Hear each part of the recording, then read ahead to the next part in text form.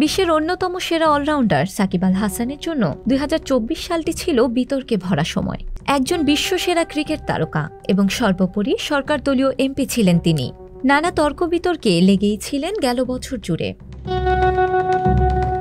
মূল বিতর্ক শুরু হয় ২০২৩ সালের মাগুরা ১ আসনে মনোনয়ন পাওয়ার পর। অনেকেই নানান মন্তব্য করতে থাকেন। সংসদ সদস্য হওয়ার পর খেলার মাঠে সাকিবকে কমই দেখা যেত, তবুও ভক্ত যেন বিন্দু পরিমাণও কমেনি তার ব্যাটের জাদুতে মাত করে রেখেছিলেন দেশবাসীকে।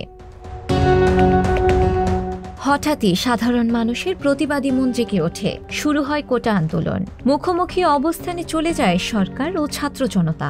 দেশের অবস্থা যখন সংকটে, গণহত্যায় যখন মেতে উঠেছিল স্বৈরাচার সরকার, সাকিব তখন পরিবার নিয়ে দেশের বাইরে আর আনন্দমূলক পোস্ট শেয়ার করে ফেসবুকে। গণ অভ্যুত্থানের মধ্য দিয়ে স্বৈরশাসকের পতন ঘটে, পরিবর্তিত বাংলাদেশ তৈরি হয়। এতে পূর্বের ক্ষমতাসীনরা কেউ দেশ ছেড়ে পালায়, কেউ বা ক্ষমতা ছেড়ে নিঃস্ব অবস্থায়। এত সব ঘটনার পরও তখনও ভক্ত তালিকা কমেনি সাকিবের। যদিও এক প্রকার আক্ষেপ ছিল পছন্দের খেলোয়াড়ের উপর। কেউ কেউ আবার সরাসরি প্রশ্ন করে বসেন, খেলা রেখে রাজনীতিতে কেন এসেছিল সাকিব?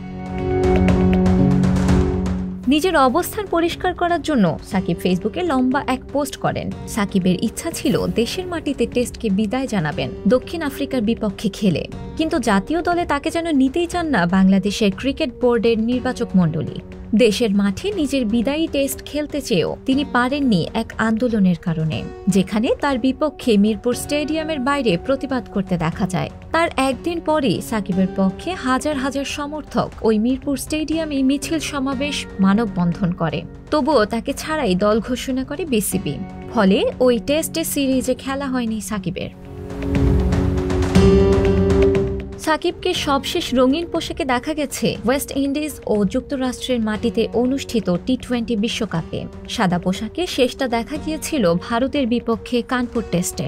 কিছুদিন আগে বোলিং অ্যাকশনে ত্রুটি দেখা দেওয়ায় তাকে বরখাস্ত করে ইংল্যান্ড ও ওয়েলস ক্রিকেট বোর্ড। ডিসেম্বরের শুরুতেই সাকিবের বোলিং অ্যাকশনের পরীক্ষা নেয় লাফবরো ইউনিভার্সিটি, কিন্তু দুর্ভাগ্যজনক তিনি সে পরীক্ষায় পাশ করতে পারেননি।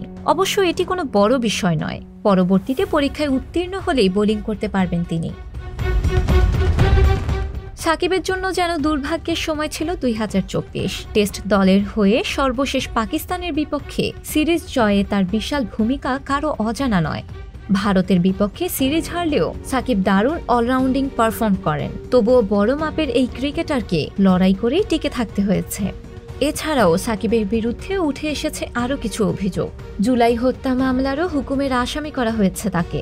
যদিও বাংলাদেশ ক্রিকেট উচ্চারিত হলে সামনে আসবে সাকিবের নাম। প্রশ্ন হচ্ছে, এত জনপ্রিয় একজন খেলোয়াড় কেন জনপ্রিয়তা হারালেন?